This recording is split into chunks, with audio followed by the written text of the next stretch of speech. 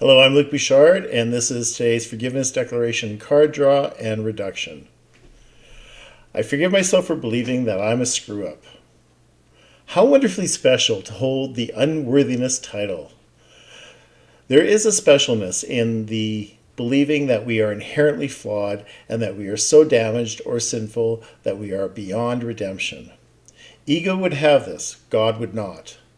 If you're tired of the self-persecution, you can find relief by asking the Holy Spirit to see it differently.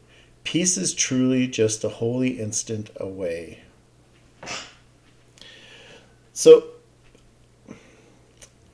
many people that I have worked with have this as a badge of honor. They actually think they are flawed beyond belief. They are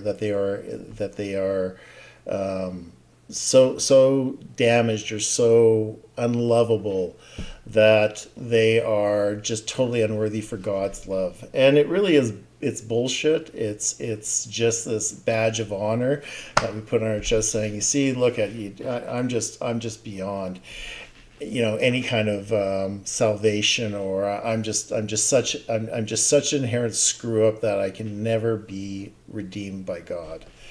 And it's crap, because it's not taking responsibility for your life. It's not taking responsibility for your happiness. You are totally listening to what the ego has to say about you. You are embedded in this belief that you are flawed beyond belief, that you are, that you're unsavable and unsalvageable. And it's crap.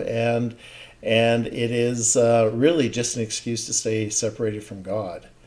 So, and what I say to people, and this is not popular, but, don't use God as an excuse for your separation. God doesn't see us as flawed or unlovable, or that we are unworthy. That's our own self-imposed. So don't blame God for not feeling worthy and feeling totally unworthless, a little worthlessness in your life. That's your own doing. That's your own making, and it serves you. It must serve you. Why else would you be holding on to this belief that you're unworthy if you don't get a payoff for it?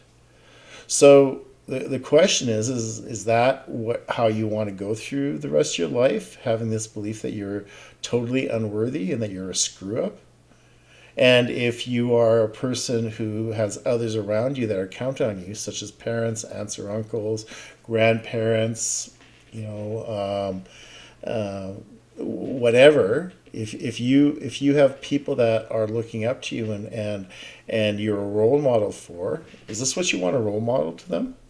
Perhaps it was role modeled to you by someone in your life that, they're a screw up, and you've adopted that belief, or they've projected that on you and you've bought into it. But it's playing small, and it's not necessary. And you can keep doing it, but do you want peace of mind? Do you want to feel connected? Do you want to have ease and flow throughout your life and feel less oppression? Because it's self-imposed, full stop. And this is actually the last card of the deck of the 78 forgiveness declarations. And I don't know if it was really intentional to end with this, but I'm really glad I did, because this puts a fine exclamation mark on the whole deck about belief systems that we have about ourselves. Okay, let me talk about this image. Well, this is a cow's head that I put on the top of my skeleton Phil.